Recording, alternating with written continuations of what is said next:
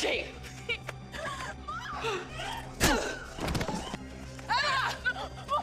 If you miss, you might kill your daughter. The film begins on a beach in Los Angeles, where two homeless teenagers, Piper and Dan, are secretly living near a lifeguard tower. One morning, a man named Johnny approaches them with food, claiming to work for a shelter and offering to help. Dan immediately becomes suspicious and warns Piper not to trust the food. To prove it is safe, Johnny takes a bite himself. He tells them the shelter offers food, showers, clean clothes, and a safe place to stay with no strict curfews or police involvement. He also promises Piper that she won't be sent back to her stepfather. Although Dan still has doubts, both teens eventually agree to go with him. But when they reach a white van, two men suddenly jump out and force them inside. As they call for help, Johnny removes a fake shelter logo from the van, revealing the entire story was a trap. Later, Johnny calls his boss, Milena, to report that he brought in a boy and a girl. Milena is disappointed because she prefers targeting teenagers from stable families rather than homeless runaways. According to her, suburban teens are easier to manipulate and therefore more valuable. The story shifts to Catherine Hudson, a single mother living in a California suburb with her 16-year-old daughter, Emma. A year has passed since Emma's father died, and both are trying to rebuild their lives. During breakfast, Catherine notices Emma wearing a locket containing her father's photo. Emma assures her mother that she is doing better. Their conversation turns playful as Emma jokes that Catherine is an overprotective helicopter mom. Catherine finally agrees to let Emma date, but only after meeting the boy first. Later, Catherine drops Emma off at the mall to meet her friend Courtney. As she drives away, she notices in her rearview mirror that the girls never actually enter the mall. Instead, they stay outside to meet two older boys, Johnny and Adam. Courtney introduces them and encourages Emma to get to know Adam. The situation feels strange to Catherine, so she calls Emma. When Emma does not answer, Catherine decides not to push the issue because she doesn't want her daughter to think she is controlling. At work, Catherine notices a missing person poster for Piper, the same girl from the beach. The poster worries her, but her boss, Tom, insists the neighborhood is safe, claiming most missing teen cases involve runaways. He asks Catherine to remove the poster so it doesn't scare potential investors. Catherine reluctantly takes it down. However, before she can leave, a woman named Anna Fry approaches her. Anna works for an organization called Saving Innocence, which helps victims of exploitation. She immediately questions Catherine about why she removed the missing girl's poster. Catherine explains that her boss told her to remove it because it was in the wrong spot and could create a bad image for the neighborhood. Anna tells her that children do not only disappear from rough areas, sometimes they are taken from places where families feel completely safe. Anna says Piper was last seen near a nearby beach. She asks Catherine to volunteer, but Catherine refuses because she has to pick up Emma from the mall. Before leaving, Anna asks a powerful question. What would Catherine do if her own child went missing? This affects Catherine deeply. Anna gives her a business card and tells her not to remove any more missing posters. Feeling guilty, Catherine puts the poster back and leaves.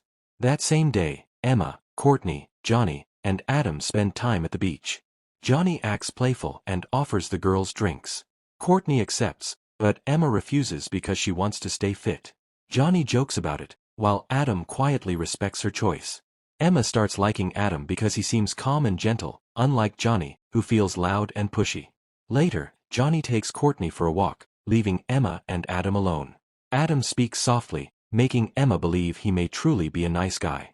That night at dinner, Emma asks Catherine if she can see a movie with Courtney the next day. Catherine first agrees, but then asks about the older boys outside the mall. Emma avoids the topic at first, then says the boy she met is named Adam. Catherine asks for Adam's age and last name. Emma admits she doesn't know his last name and says he is around 19. This worries Catherine because Emma is only 16. She tells Emma that if she wants to see Adam again, Catherine must meet him first. Emma feels her mother is controlling her life. Their argument grows worse, and Emma angrily says her father would not have made such a big issue out of this. Catherine is hurt but says she is raising Emma alone and only wants to protect her. After the argument, she grounds Emma for 24 hours. The next morning, Emma ignores her mother's warning. She secretly climbs out through her bedroom window and meets Courtney near the mall.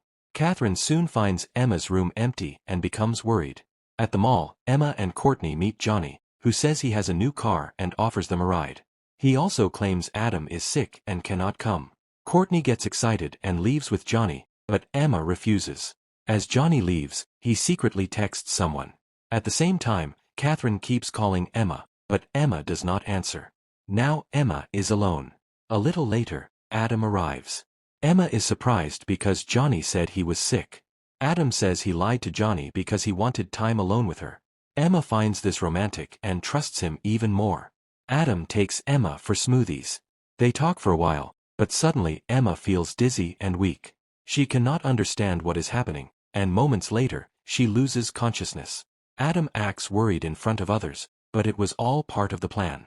He quickly takes Emma inside and steals her phone. Adam takes Emma through a maintenance corridor to the same white van used earlier for Piper and Dan. A man named Mike puts her inside. Adam looks guilty and says Emma is a sweet girl, but Mike reminds him they have orders and must focus on the next target. He pays Adam, who then throws Emma's phone into a dumpster so no one can track it. The van takes Emma to a warehouse. When Emma wakes, she is locked in a cage with several girls and is shocked to see Courtney there. She realizes Johnny and Adam were part of the trap, and she has been taken like the others. All the girls are scared and confused. Soon, Milena arrives, looking cold and confident. She says they must quickly accept their new reality if they want things to be easier. Milena tells them their old lives are over, they now belong to her, and they will never see their families again. The girls panic even more. Milena warns them not to try and escape, stating her people will find them, and their families could also be harmed because she knows who they are and where they live. Then Milena explains her operation. The girls must impress guests and clients and follow every order. If they refuse or break rules, they may lose food or face severe punishment. Disobedient girls can also be handed over to her men. Milena then asks which girls are still inexperienced, as they are more valuable to her buyers. 2 girls nervously raise their hands. Emma hesitates, then raises hers too. Milena looks satisfied and orders her men to clean the girls and prepare them for a photo shoot. Meanwhile, Catherine finds Emma's tablet and tracks her phone near the mall. She rushes there and follows the signal to the back alley, but Emma is nowhere to be seen. Catherine calls Emma's phone and hears its ringtone. She follows the sound and finds the phone in a trash can, causing her heart to sink. Emma did not run away in anger. Something serious happened. Crying, Catherine calls 911 and reports Emma missing. Detectives Richmond and Cordoba arrive on the scene. Catherine shows them where she found the phone and insists Emma did not run away. But the police ask routine questions, wanting to know if Emma has ever run away before. Catherine says no. Then they ask why she told dispatch she did not know what Emma was wearing. Catherine explains she argued with Emma the night before about Adam, and even though Emma was grounded, she secretly left in the morning. The police do not take it as seriously as Catherine wants. They say Emma cannot officially be treated as missing yet because 24 hours have not passed. They take Emma's phone for fingerprints, give Catherine contact details, and tell her to go home and wait, suggesting Emma might call or return on her own. Catherine returns home broken, hoping Emma might be there, but the house is completely empty. She breaks down and cries, blaming herself as a mother.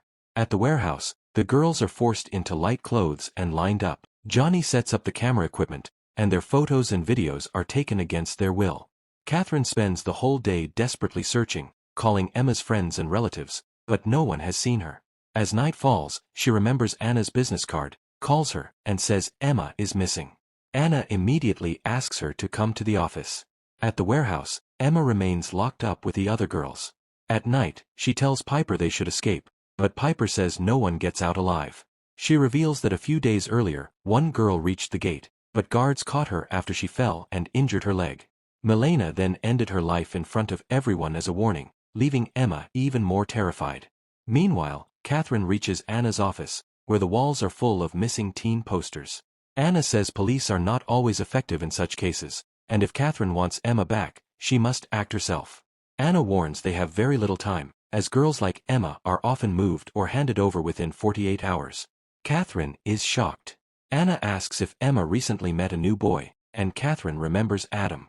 Anna explains the Romeo trap, where a young, charming boy gives a teenage girl attention, compliments, and fake care to win her trust, only to help take her.